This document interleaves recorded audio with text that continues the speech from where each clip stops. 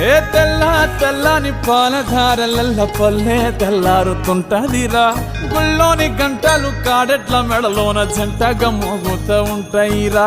నాగలి భుజాన పెట్టుకుంటే దోస్తులు చెయ్యేసినట్టేరా కొట్టు గోదా పక్కన ఉంటే కొండంత బలగం ఉన్నట్టురా చల్లగాలి మోసుకొచ్చెరా